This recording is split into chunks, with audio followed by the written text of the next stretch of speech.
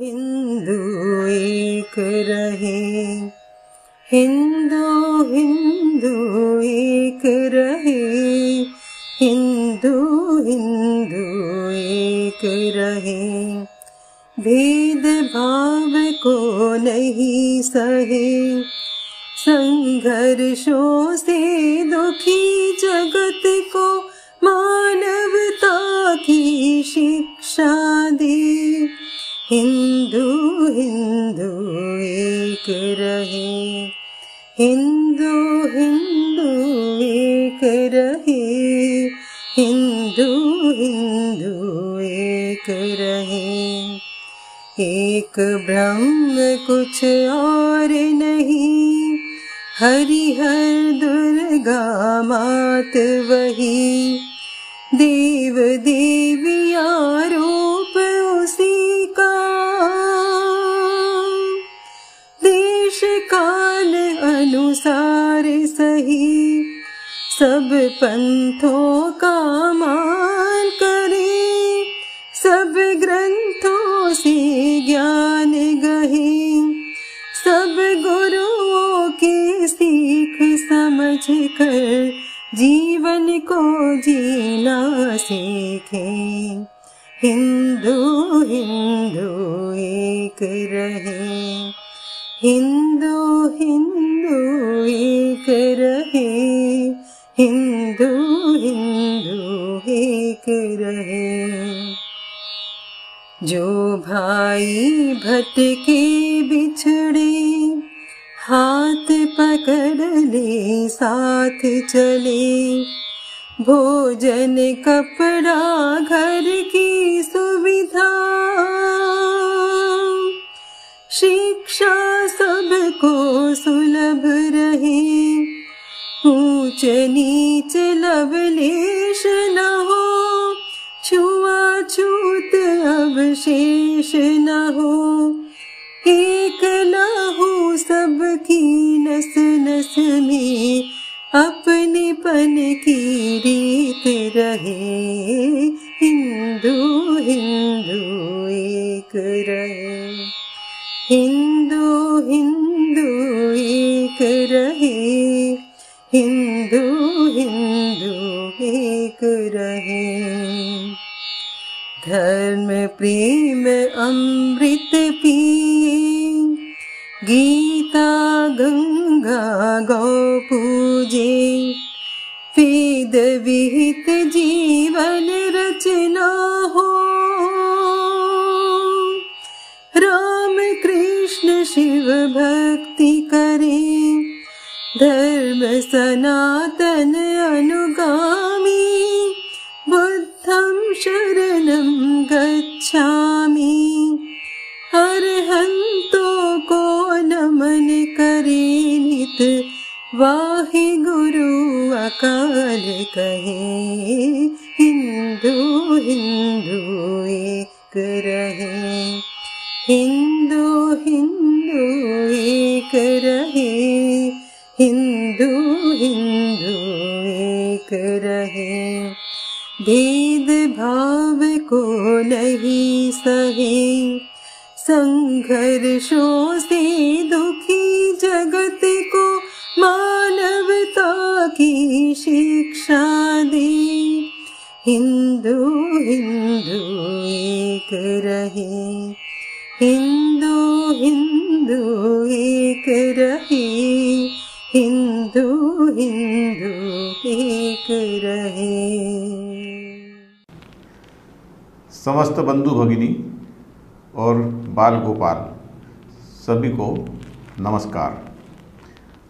सभी को पूज्य बाबा साहब भीमराव रामजी अंबेडकर जी की जयंती की भी हार्दिक शुभकामनाएं।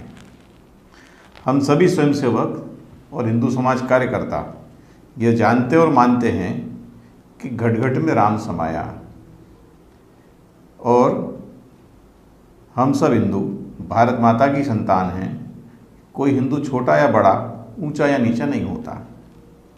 और हम सब ये भी मानते हैं कि ये जो विचार है, यह विचार केवल सिद्धांत या कहने भर का नहीं है, हम सभी के आचरण में आना चाहिए।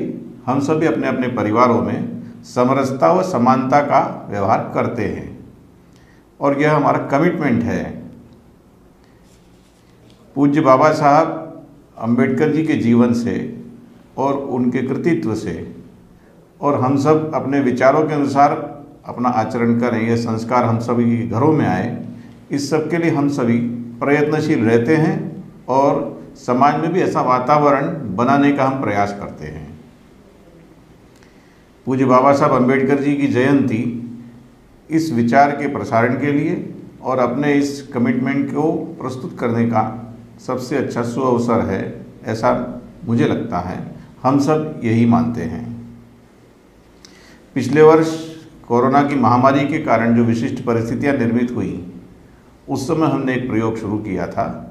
पूज्य बाबा साहब अंबेडकर जी के जयंती के अवसर पर प्रत्येक हिंदू समाज कार्यकर्ता स्वयंसेवक परिवारों में ऑनलाइन बौद्धिक का कार्यक्रम और हमने आयोजित किया था।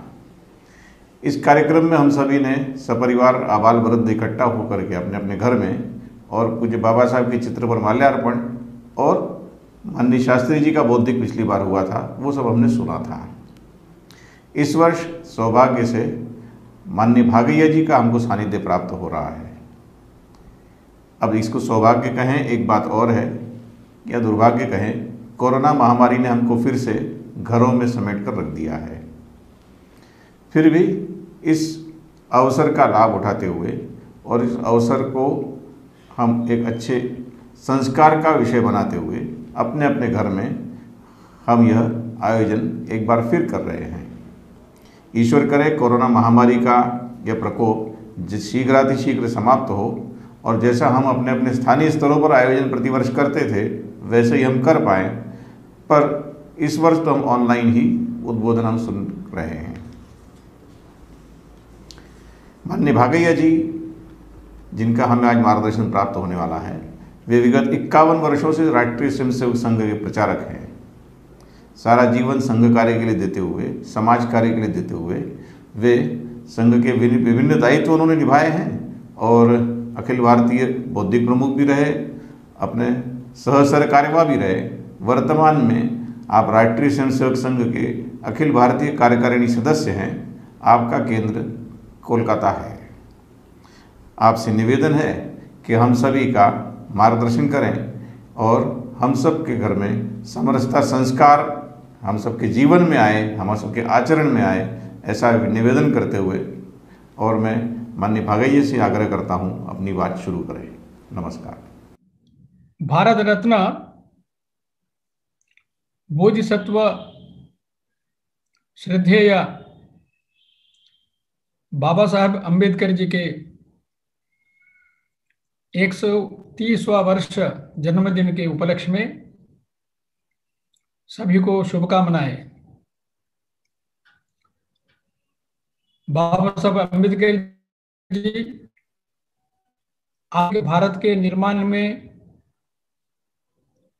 एक बड़े श्रेष्ठ व्यक्ति थे। जैसे सरदार पटेल ने आजाद भारत में अनेक संस्थानों को भारत में मिलाकर स्वतंत्र भारत की अखंडता को, एकता को संरक्षण किए, वैसे ही हिंदू समाज विघटन न होते हुए एकात्म समाज के नाते खड़े रहने के लिए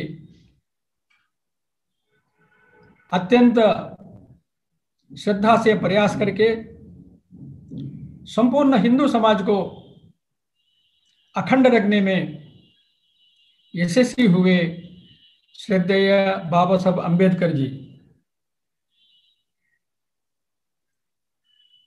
जिस समय छुआछूत और अस्पृश्यता यह धर्म के ही अंग है, ऐसे सभी लोग मानते थे। नहीं, छुआछूत अभ्यास करने वाले और छुआछूत से पीड़ित जो लोग भी, वो भी समझते थे कि ये तो यही धर्म है। लेकिन श्रद्धेय बाबा साहब, यह धर्म नहीं है, यह अधर्म है। संपूर्ण समाज के जीवन में, संपूर्ण मानव के जीवन में एक ही भगवान विद्यमान है, यही धर्म है। ऐसे धर्म को व्याख्यान करने वाले और ऐसे अधर्म की आचरणों को ठुकराते हुए भारतीय समाज एकात्मता से खड़े रहने के लिए बौद्ध धर्म का स्वीकार किए बाबा साहब अंबेडकर जी ने। बाबा साहब अत्यंत सामान्य गरीब परिवार में जन्म लिए। वो स्वयं छुआछूत के शिकार थे बाल्यकाल में ही, लेकिन एक सामान्य परिवार में जन्म लेने वाले व्यक्ति श्रद्धा से, परिश्रम से कितने महान ऊंचे स्तर तक बढ़ सकते हैं, यह उन्होंने अपने जीवन में दिखाया। उन्होंने एमए पीएचडी किया, डीएससी किया, बैरिस्टरेट लॉ किए, एलएलबी किए, सोशियोलॉजी और न्यायशास्त्र में और इतिहास में भी उन्हें पढ़ाई की। मानो सारी दुनिया में बहुत बड़े ज्ञानी थे, वो मेधावी थे, लेकिन इतने पढ़ने के बाद भी, सारे दुनिया में बहुत बड़े पैमाने पर पैसे कमाने के आकर्षण के सामने रहने के बाद भी उस आकर्षण को ठुकरा कर उन्होंने अपने देश में आए, अपने देश के लिए जिए, अपने समाज के लिए काम किए और वो कभी विदेश में रहने के लिए नहीं गए। कुछ लोग समझते हैं बाबा साहब चतुर नहीं थे करके। हाँ, उनके पास वो चतुराई नहीं थी, लेकिन वो समर्पित थे। अब उनका योगदान अपने देश के लिए, वो तो गरीब लोगों की सेवा की और समाज का संरक्षण किए, संविधान निर्माण किए भारत के।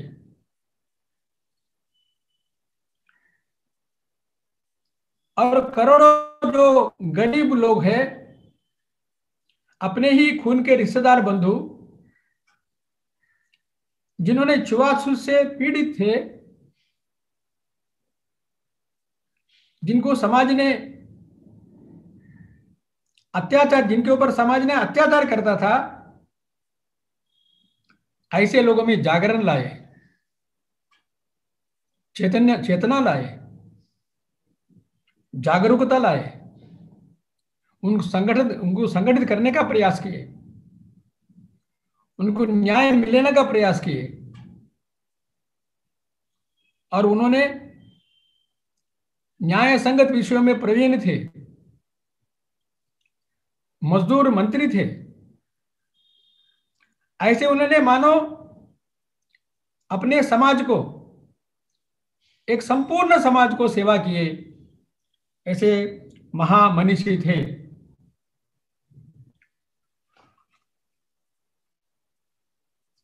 उन्होंने मातृभूमि के प्रति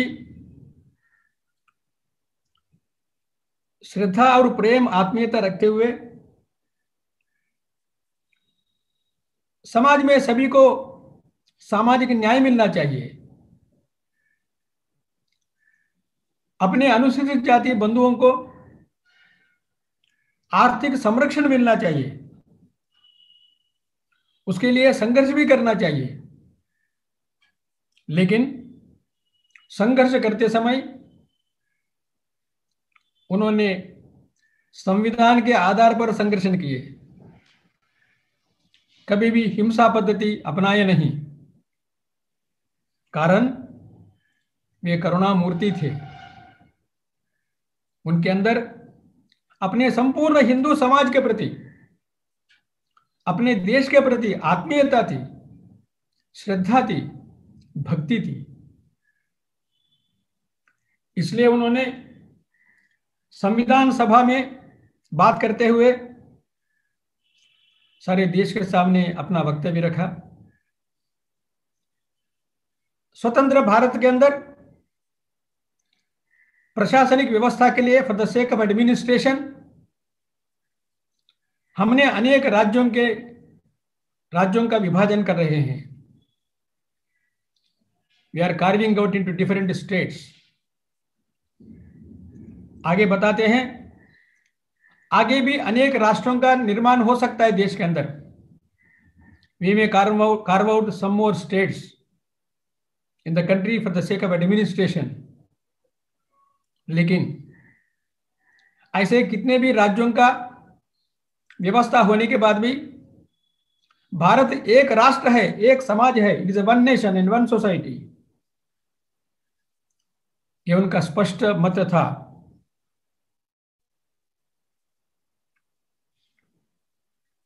वही हमने कोरोना के समय में अनुभव किया है।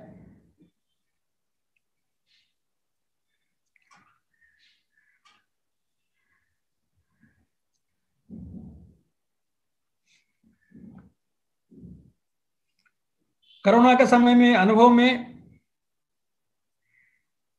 सारा देश में जब संकट आया, देश में कश्मीर से लेकर कन्याकुमारी तक सभी लोगों ने एकजुट होकर, एक मत से, एक हृदय से सभी लोगों का सेवा किए हमने स्वयं देखा है। यही भारत की मौलिक एकात्मता का बिंदु है, जिस पर श्रद्धेय बाबा साहब जी को बहुत विश्वास था।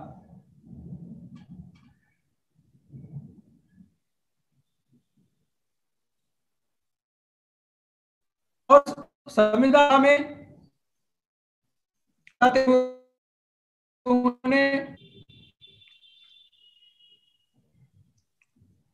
देखिए, हम लोगों ने भिन्न भिन्न राजनीतिक दलों के नाम पर,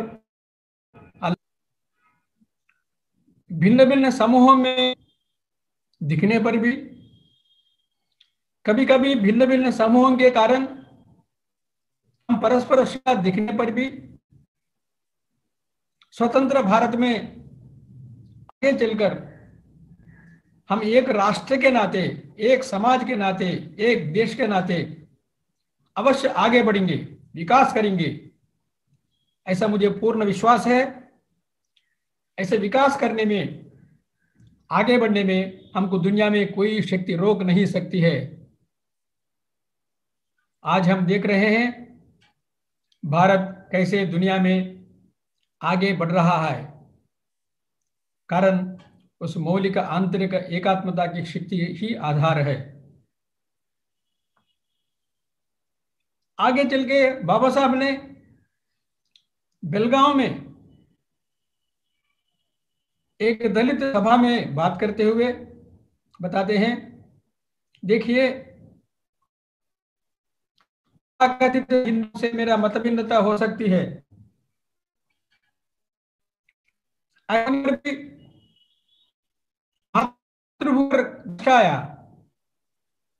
इस मातृभूमि की अखंडता के लिए, उसकी सुरक्षा के लिए मैं मेरा प्राण अर्पण करके भी संघर्ष करूंगा और मातृभूमि की अखंडता के लिए जीऊंगा, ऐसे उन्होंने वचन दिए हैं।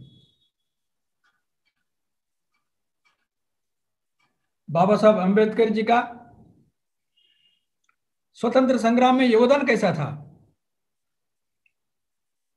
भारत के इतिहास में स्वराज्य संग्राम चल रहा था। 1917 में, 1917 में अंग्रेज सरकार ने ब्रिटिश साम्राज्य के अंतर्गत में अधिक अधिकार देने के लिए ये मॉन्टेग चेम्सफोर्ड करके उनके कमीशन भेजा है। कमीशन चेन्नई आया था। चेन्नई में कमीशन को मिलते हुए एक पंचम कलवी करके वहां के दलित संगठन था। उन्होंने ब्रिटिश प्रतिनिधि मंडल को विज्ञापन देते हैं। उस पंचम कलवी संगठन ने ऐसे बताते हैं, छोटे छोटे मेंढक और छोटे छोटे सर्प सांप को एक बड़ा सर्प खा लेता है, वैसे भारत में तथाकथित सवर्ण हिंदू और ब्राह्मण लोगों ने हमको खा लेते हैं, इसलिए इनको अधिक अधिकार नहीं देना चाहिए, इनसे हमको मुक्ति चाहिए, ऐसे उन्होंने विज्ञापन दिए। यह था उस समय की परिस्थिति। बाबा साहब लंदन में शिक्षा पूरा करके भारत में आने के बाद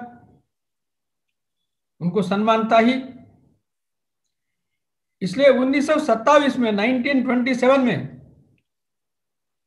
नागपुर में दलित जनों का एक बड़ी सभा हुई। उस सभा में बाबा साहब अम्बेडकर जी भाषण दिए। बाबा साहब बोलते हैं, अंग्रेज सरकार से हमको मिला क्या? 19वीं शताब्दी में पहले 25 साल के अंदर अकाल आया भारत के अंदर। उस अकाल में 25 लाख गरीब लोगों का मृत्यु हो गई। दूसरे अर्धभाग में फिर अकाल आया, फिर 25 लाखों का हमारे गरीब लोगों की मृत्यु हो गई। और आखिरी भाग में 6 अकाल आए, उसमें 2,60,000 लोगों का मृत्यु हो गई। हमें कोई सुख नहीं है, हमको कोई रक्षा नहीं है, तो अंग्रेज राज्य चला जाना चाहिए। हमको विदेशों का राज्य नहीं चाहिए, हमको हमारा राज्य चाहिए, हमको स्वातंत्र चाहिए। यह नई दिशा बाबा साहब ने 1927 में सारे देश को, दलित समाज को दिया है। इतिहास साक्षी है। 1917 में पंचकलवी दलित सभा ने जो विज्ञापन दिया, उसके विपरीत में भारत हमारा है, यहाँ के गरीब लोगों को सुरक्षा मिलेगी भारत स्वतंत्रता होने पर ही, ऐसे स्वतंत्र संग्राम में उनका योगदान था। 1930 में 1930 में प्रथम गोल मेज first round table conference London में हुआ। अंग्रेजों ने विभाजन करो और राज्य करो, डिवाइड एंड रूल, उसके आधार पर भारत के मुसलमानों को अलग करने में सफल हो गए थे तब तक। वैसे अंग्रेजी सरकार ने अपने ही दलित बंधुओं को हिंदू समाज से अलग करने के उद्देश्य से बाबा साहब को लंदन में प्रथम गोल मेज में निमंत्रण दिए। बाबा साहब गए। गोल मेज में उन्होंने बात करते हुए अंग्रेज सरकार में हम दलित लोगों के लिए, गरीब लोगों के लिए क्या मिला है? आपके राज्य में 150 साल के अंदर कोई मंदिर में प्रवेश करने की अनुमति नहीं मिला, तालाब में पानी लेने के लिए स्वतंत्रता हमको मिली नहीं। और आश्चर्य है, किसी पुलिस नौकर में किसी दलित लोगों को आपने कभी भी भर्ती नहीं किए हैं। हमको मिला क्या? आपके कारण, आपके राज्य के कारण, आपके सरकार के कारण। हम दलित बंधुओं को विदेशी सरकार नहीं चाहिए, हमको हमारा सरकार चाहिए। विदेशी सरकार कानून बनाता है, हम अमल करना है, ये नहीं चलेगा। हमको हमारे देश की सरकार चाहिए, हमारे संविधान चाहिए, निर्णय हम करेंगे, अमल भी हम ही करेंगे। इसलिए हमको स्वतंत्रता चाहिए। यह भाषण सुनकर अंग्रेज तो आश्चर्यचकित हो गए, कांग्रेस के नेता भी आश्चर्यचकित हो गए। ऐसे विशुद्ध राष्ट्रभक्ति, देशभक्ति श्रद्धेय बाबा साहब अम्बेडकर के जीवन में थे, जो अभी तक दुनिया के सामने नहीं आया है। इतिहास साक्षी है।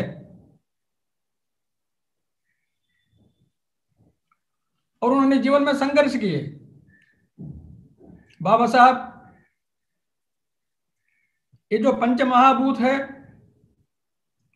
भूमि, जल, वायु, अग्नि, ये सब लोगों ने अपने सबके लिए है। इसलिए तालाब में जाकर पानी लेना तथाकथित अनुसूचित जातियों का भी हक है, उनके लिए भी है। लेकिन उस समय नहीं था, दुर्भाग्य से। तो महाराष्ट्र के अंदर महदगढ़ के गांव के अंदर तालाब में पानी लेने के लिए बाबा साहब ने एक बड़ी समूह को लेकर गए। उसमें एक सहस्रबुद्धे थे, एक चितले थे और एक टिप्पणीस थे। इन्हें तथाकथित सवर्ण हिंदू भी थे, जो न्याय चाहते थे। तालाब में जाना, पानी पीना, और कुछ नहीं था। हमारे जो अधिकार है, उस अधिकार को लेने के लिए हमको वातावरण चाहिए। लेकिन दुर्भाग्य से वहां के तथाकथित अपने शेष हिंदू समाज के लोगों ने इस समूह पर आक्रमण किए। बहुत चोट लगी, खून बही, अत्याचार हुआ। वहां जो अपने ही दलित बंधुओं के युवक थे, उनके अंदर आक्रोश था, वो प्रतिकार करने के समर्थ थे। लेकिन उस क्षण में श्रद्धेय बाबा ने बोले, नहीं, हिंसा नहीं होना चाहिए, प्रतिकार नहीं होना चाहिए। हम सत्याग्रह कर रहे हैं, हम लड़ने के लिए नहीं आए। आखिर हमारे पर अत्याचार हुआ, सहन करेंगे, लेकिन सत्य की विजय होगी। ऐसे बाबा साहब ने हिंसा होने नहीं दिए। बाद में उस गांव के लोगों ने, तथाकथित छुआछूत के अस्पृश्य लोगों ने तालाब को स्पर्श किया, इसलिए गाय के गोबर से, गाय के मूत्र से उस तालाब को शुभ्र किए, स्वच्छता किए। लेकिन सरकार ने आगे चल के जो लोग अत्याचार किए थे उनको शिक्षा दिए हैं। उस दिन सहस्रबुद्धे जी, टिप्पणीस और चितले जी, उनको भी मार लगा। लेकिन बाबा साहब ने हिंसा मार्ग कभी भी जीवन में नहीं अपनाए। वैसे उनके जीवन में जो अनुभव था, 1930 में नासिक के अंदर कालाराम मंदिर है। बाबा साहब बोलते थे, हम हिंदू हैं,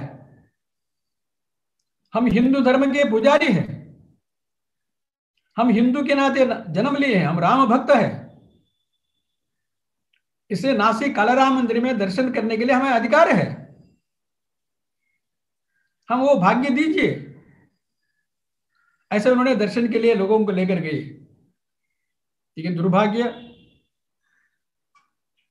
जो लोग जा रहे थे उन पर आक्रमण हुआ, मारपीट हुई, सत्याग्रह हुआ, और आगे चल के 1 साल तक मंदिर बंद था सभी के लिए, लेकिन दर्शन नहीं दिए।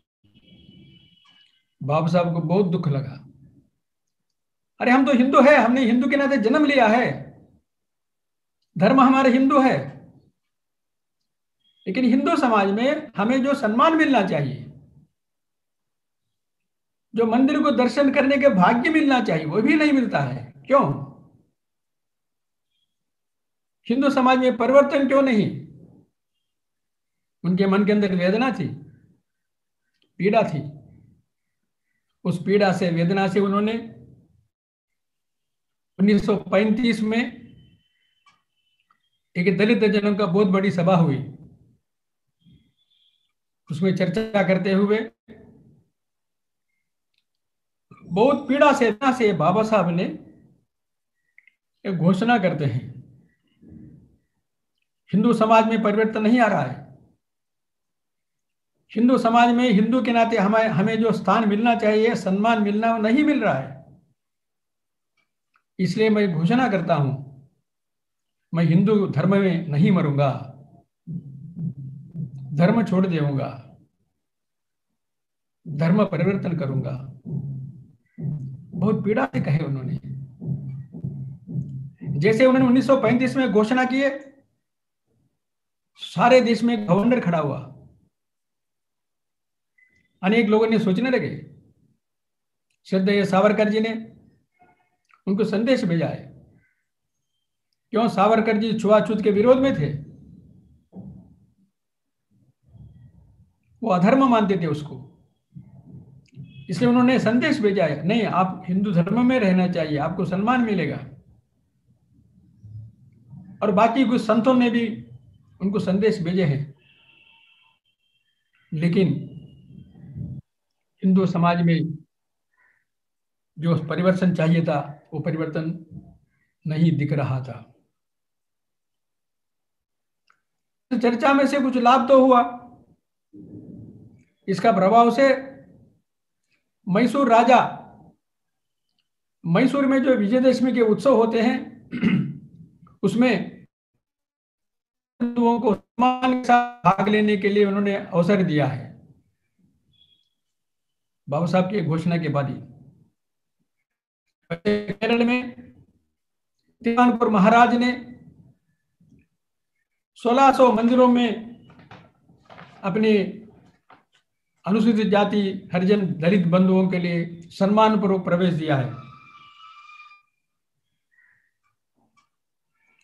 ये तो परिवर्तन आया है, लेकिन सारा देश में परिवर्तन की लहर नहीं दिख रही थी। लेकिन बाबा साहब बता रहे थे अपने ही तथाकथित सभी शेड्यूल्ड कास्ट, अनुसूचित जाति बंधुओं को, देखिए, धर्म परिवर्तन होने से हमें कोई स्वर्ग नहीं मिलने वाला है, सम्मान नहीं मिलने वाला है। सम्मान मिलेगा हमारे व्यक्तित्व से, निर्मल मन से, हमारे शील से, चारित्र से। मनुष्य केवल रोटी के लिए जीता मरता नहीं है, जीने के लिए रोटी चाहिए, के लिए धर्म चाहिए, मनुष्य के अंदर विकास चाहिए, शीलवान बनना चाहिए। इसलिए उन्होंने सबके सामने देखा कि एजुकेट, पढ़ो, पढ़ाओ, शिक्षित हो, शिक्षा के लिए कठिन परिश्रम करो, वो स्वयं किए थे। फिर ऑर्गेनाइज, संगठित होना चाहिए।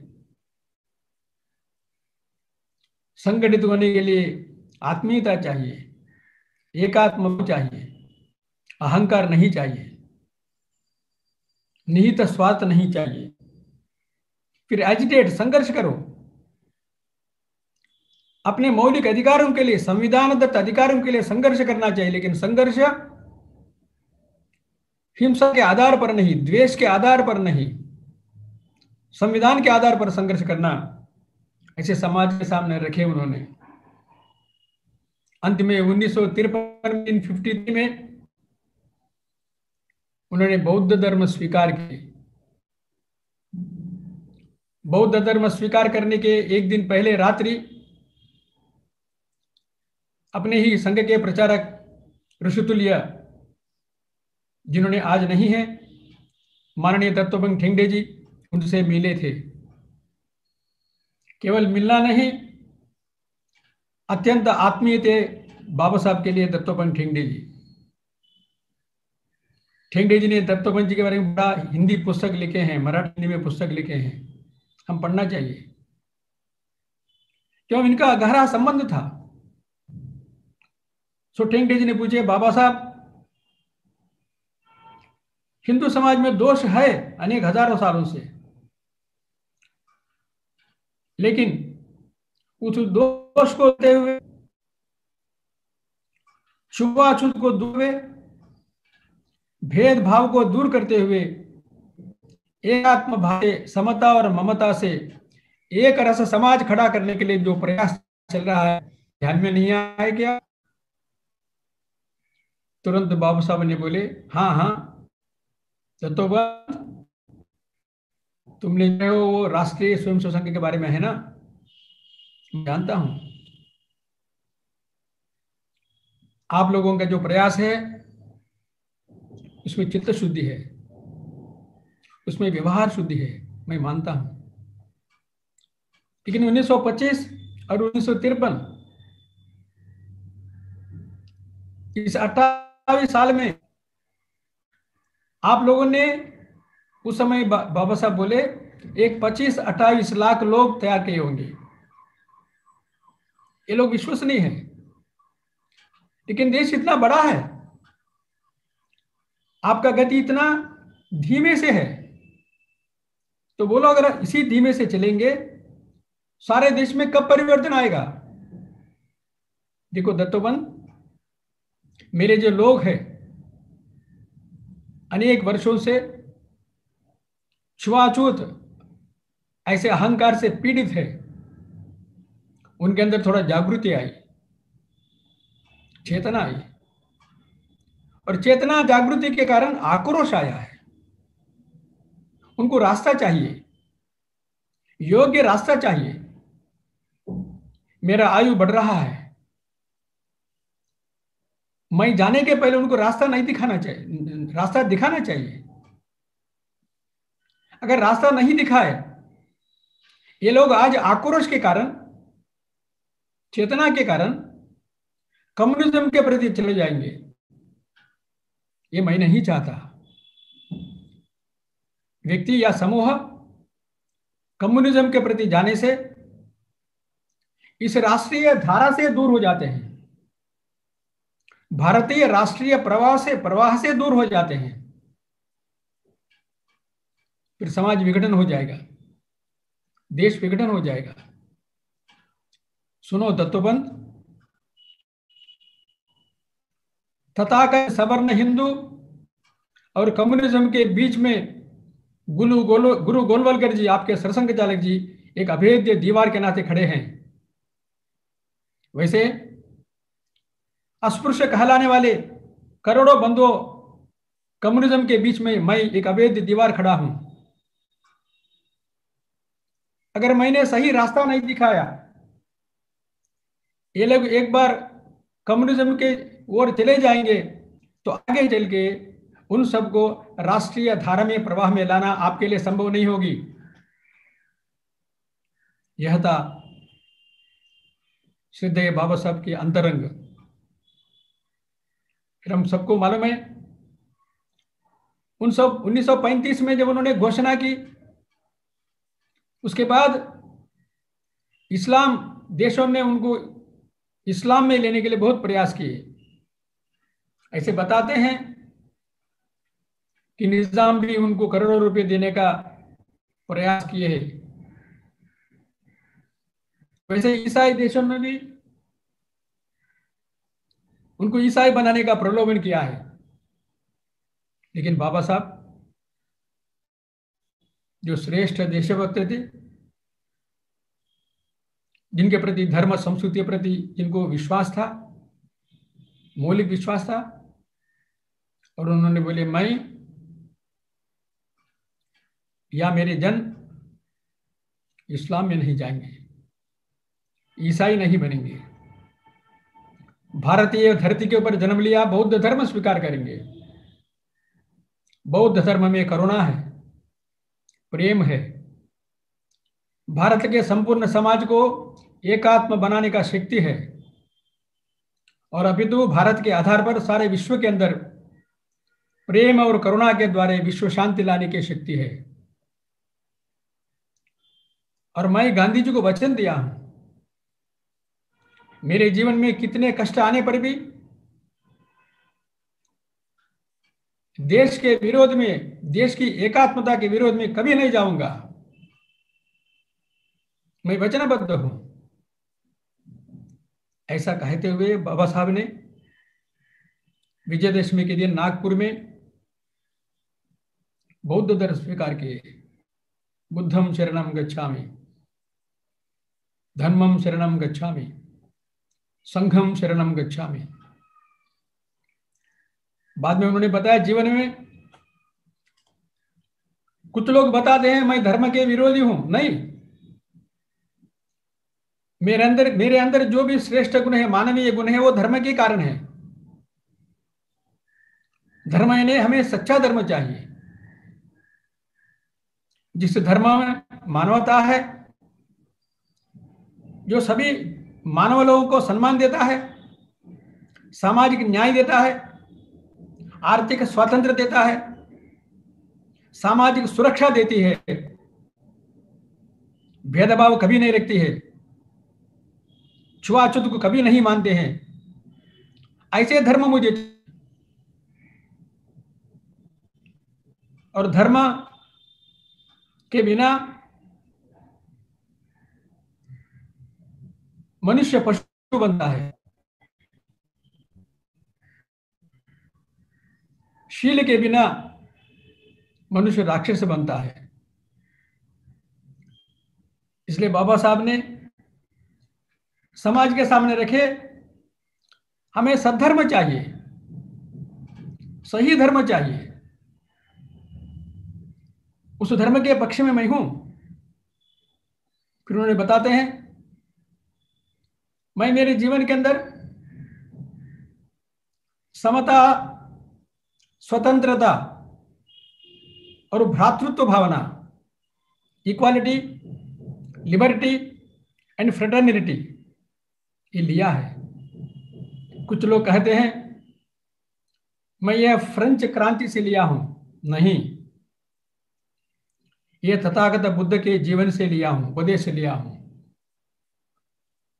समता चाहिए, समरसता चाहिए,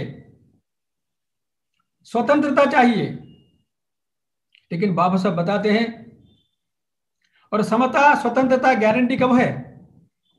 भ्रातृत्व के आधार पर। हमारे बीच में खून का रिश्ता है, जो डॉक्टर हेडगेवार जी ने राष्ट्रीय स्वयंसेवक संघ में हम सबको, देशवासियों को सिखाने का प्रयास कर रहे हैं। हम भारत की माता के संतान होने के कारण हम एक खून के रिश्तेदार हैं। ऐसे संबंध, ऐसे भावना, इसलिए भ्रातृत्व ये बेसिस है, आधारभूत है। एक बार भाईचारा है, ऐसे भावना हृदय के अंदर है। जब समता भी आएगी, स्वतंत्रता भी रक्षा होगी। इसलिए बाबा साहब ने समता, स्वतंत्रता और भ्रातृत्व भावना का समाज के सामने रखे हैं।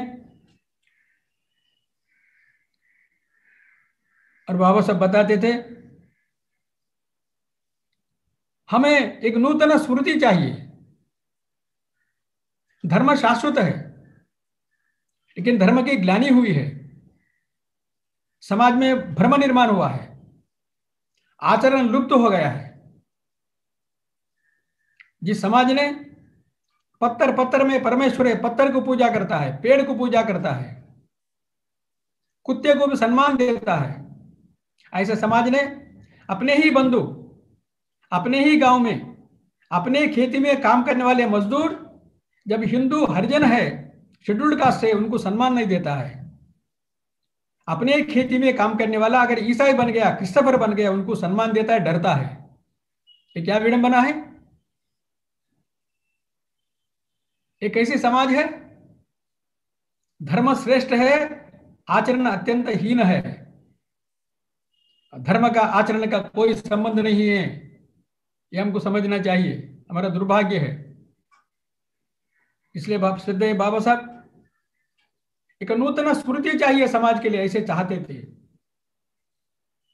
तो पूजनीय गुरु जी के प्रयास के कारण विश्व हिंदू परिषद के तत्वावधान में 1969 में 1969 में कर्नाटक के उडुपी में एक नवीन स्मृति भारत के समाज के लिए आया है। शंकराचार्य, वल्लभाचार्य, रामानुजाचार्य, जैन, सिख, बौद्ध सभी धर्मगुरुओं ने मिलकर हिंदव सोदरा सर्वे न हिंदुर्पतितो भवेत्, मम दीक्षा हिंदू रक्षा, मम मंत्र समानता, ऐसे घोषणा हो गई है। नवीन स्मृति मिल गई है। लेकिन 1969 से लेकर आज 2021 है, आज भी हिंदू समाज की परिस्थिति क्या है? ये जो संदेश है, आचरण योग्य संदेश है, अभी भी करोड़ों करोड़ों घरों में, करोड़ों करोड़ों जीवन के हृदय में अभी तक नहीं गया है, आचरण नहीं हुआ है। आज के पूजनीय सरसंघ चालक जी ने सब गांव में पानी के लिए सबके लिए प्रवेश, मंदिर में सबका प्रवेश, स्मशान सभी हिंदुओं के लिए समान हो, भेदभाव न हो, ऐसे आह्वान किया है। जब देखा गया प्रत्यक्ष धरती पर हजारों गांव के अंदर आज वैसी स्थिति नहीं है। श्रद्धेय बाबा साहब के हृदय तड़पती थी, डॉक्टर हेडगेवार जी के जीवन में हृदय में भी तड़पती थी कि एकात्म एक रस हिंदू समाज हो। पूजनीय गुरु जी स्पष्ट बताया उन्होंने, वर्ण व्यवस्था जीर्ण शीर्ण हो गई है, कोई व्यवस्था नहीं, अव्यवस्था है। ऊंच और नीच भाव यह अधर्म है, मानवता का विरोध है। छुआछूत का जो भावना आचरण करने वाले लोग हैं, ये निकालने के लिए कोई पत्थर नहीं है क्रेन से निकालने के लिए। ये हृदय के अंदर हम जन्म से ही कुछ बड़े समूह में जन्म लिए, ऐसे अहंकार की भावना है। उस अहंकार की भावना को दूर करना यह धर्म है, यह संस्कृति है, ऐसे पूजनीय गुरु जी ने बताया। पूजनीय बाल साहब जी तृतीय सरसंघ चालक जी ने बताया, छुआछूत अगर पाप नहीं हुआ तो दुनिया में और कोई पापी नहीं है। ये सब बताने के बाद भी अपने अपने घरों के पास, अपने अपने गांव में अपना आचरण कैसा है, हिंदू समाज का आचरण कैसा है। आज श्रद्धेय बाबा साहब के जन्मदिन और तुरंत पहले दिन वर्ष प्रतिपदा डॉक्टर हेडगेवार जी का जन्मदिन, और इसी महीने में रामनवमी, राम एकात्मता का मर्यादा पुरुषोत्तम, हमने अभी राम जन्मभूमि का अभियान भी किए हैं। इन सब का उद्देश्य क्या है? अपने समाज में बदल लाना चाहिए, मेरे में बदल लाना, मेरे परिवार में बदल लाना, अपने जीवन में बदल लाना, अपने गांव में बदल लाना। हमारे घर के अंदर जो धोबी कपड़े धोता है, जो चप्पल सीकर नाई मोची देता है, जो नाई काम करता है, जो अपने घर के बर्तन मांझती माता भगिनी जो भी है, अपने खेत में मजदूर करने वाले जो मजदूर है, सबके प्रति अपना दृष्टिकोण क्या है? उन सबसे भाईचारा का, सम्मान का व्यवहार हमारा होता है कि नहीं? जो हम कर सकते हैं, हमको करना चाहिए। आजकल समाज में सहभोज का वातावरण चलता है, मिलकर भोजन करते 100 लोग 200 लोग। आज भोजन करना होटल में, बाहर में कोई बड़ी बात नहीं है। सहभोज नहीं, सहज भोज चाहिए, सहज भोज चाहिए। हमारे गांव के अंदर, मैं किसान हूं, मैं नौकर हूं, मैं ऑफिसर हूं, मैं टीचर हूं, मेरे गांव में मजदूर है, खेती में काम करते हैं, अन्य काम करते हैं, वो हमारे दोनों का रिश्ता है। हम उनके घर में जाते हैं, वो हमारे घर में आते हैं। इसलिए अभी तक सरकार या भैया जी जोशी थे, उन्होंने बताया सेवा कार्य के कारण समरसता निर्माण नहीं होती है, सेवा के कारण पढ़ाई होती है, सेवा के कारण आर्थिक स्वावलंबन होता है, समरसता होता है संबंधों के कारण, आना जाना होने के कारण, घरों से संबंधों के कारण। इसलिए आज संपूर्ण हिंदू समाज को संगठन करने वाले हम लोगों के भी ऊपर दायित्व है, अपने अपने गांव के अंदर, अपने अपने बस्ती के अंदर ऐसे संपूर्ण समाज में ऐसे बंधुओं से संबंध रखना, आत्मीयतापूर्ण संबंध रखना, कृत्रिम नहीं सहज संबंध रखना, ये आज की आवश्यकता है। वैसे ही करोड़ों लोग अपने ही बंधु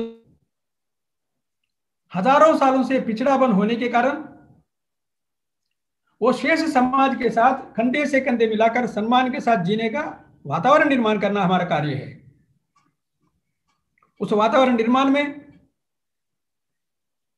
एक सामाजिक सम्मान है, सामाजिक न्याय है और सामाजिक अधिकार भी है, संविधान दत्त अधिकार है। ये उपकार नहीं है, दान नहीं है, यह हमारा कर्तव्य है। क्यों? हमारे खून के रिश्तेदार है, हमारे रिश्तेदार, हमारे भाई, हमारे बहन जब अपमानित होते हैं, शोषित होते हैं, नीचे दिखाया जाता है, अधिकार से वंचित होते हैं, यह हमारे लिए शोभा नहीं देती है। धर्म के लिए, संस्कृति के लिए, ऐसे कितना बड़ा संगठन के लिए शोभा नहीं देती है। इसलिए हमारा कर्तव्य है संविधान दत्त अधिकार उनको जो मिला है, उस अधिकारों को ठीक समय पर अमल करने का भी हमारे करवाने का भी हमारा दायित्व है। वैसे बाबा साहब ने अपने जीवन के अंदर हर क्षण देश धर्म की एकता के लिए सोचते थे। संविधान सभा में बात करते हुए बाबा साहब बताते हैं, अब हमने स्वतंत्र भारत के अंदर एक नई संविधान के आधार पर सबके लिए एक वोट हमने दिया है, सभी के लिए समान है वो। लेकिन वैसे ही सभी के लिए आर्थिक स्वातंत्र्य मिला है क्या? नहीं मिला है। सभी के लिए सामाजिक सम्मान न्याय मिला है क्या? नहीं मिला है। ये मिलना चाहिए। वैसे ही बाबा साहब ने संस्कृत भाषा के लिए उनका स्पष्ट मानना था। वो बताते हैं, 2-3 लोग उनको समर्थन किए मंत्रियों ने उस समय। भारत के लिए संस्कृत भाषा हो, देश के सारे देश की एकात्मता के लिए। 4-5 साल के लिए अंग्रेजी लिंक लैंग्वेज रखते हुए आगे चल के भारत के अंदर संस्कृत ही भाषा होना चाहिए, स्वयं बाबा साहब बताते थे। इसलिए उनका जो श्रद्धा है भारतीय संस्कृति के ऊपर, संस्कृत भाषा के ऊपर। वैसे 1949 में, 1949 में संविधान सभा में बात करते हुए स्वतंत्र भारत के अंदर हम इतिहास को ठीक समझना चाहिए। एक समय था, अपने ही जयचंद्र के कारण हमने स्वतंत्रता खोया है। क्या आगे चल के ऐसे जयचंद्रों के कारण देश की आजादी खतरे में रहेगा क्या? हमको जागरूक रहना है। उन्होंने समाज को चेतना दिए हैं। 1939 में, 1939 में जब डॉक्टर जी स्वयं जिंदा थे, श्रद्धेय बाबा साहब अम्बेडकर जी पुणे के मकर संक्रांति उत्सव में भाग लिए थे। उन्होंने वहां की आत्मीयता, एकात्मतापूर्ण वातावरण देखकर मैं यहाँ आते समय एक अस्पृश्यता मेरे मन में था, ऐसे भावना नहीं। अभी यहाँ से जाते समय मेरे मन में एकात्मता भाव का संचार यहाँ के वातावरण के कारण ऐसे उन्होंने अनुभूति प्रकट किए।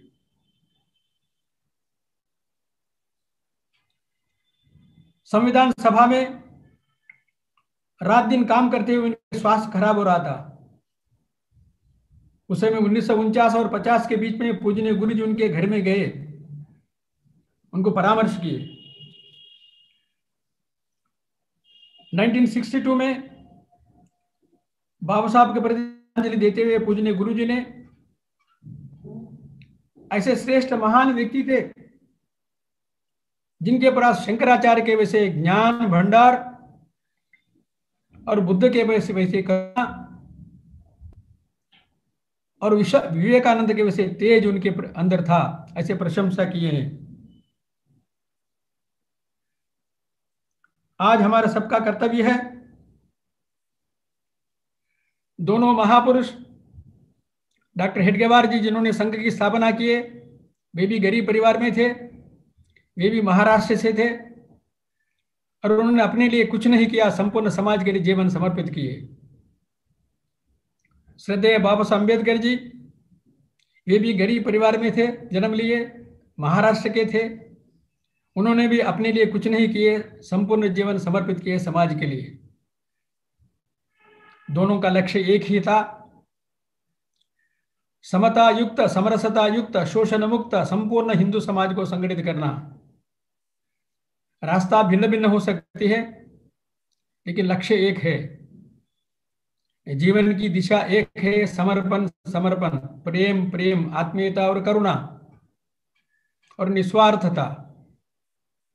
ऐसे महानुभाव, भारत रत्न बोधिसत्व श्रद्धेय बाबा साहब के चरणों में प्रणाम अर्पण करते हुए आज राजनीतिक वातावरण में अपने मन कभी विचलित न होने देना, संपूर्ण समाज को एकात्म रखने के लिए अपने और अपने परिवार के सारे शक्ति लगाकर काम कर, यही एकमेव उपाय है, अनेक समस्याओं का हल है। ऐसे संकल्प करते हुए फिर से उन महापुरुषों के चरणों में प्रणाम करते हुए मेरा वचन को विराम देता हूं। नमस्कार।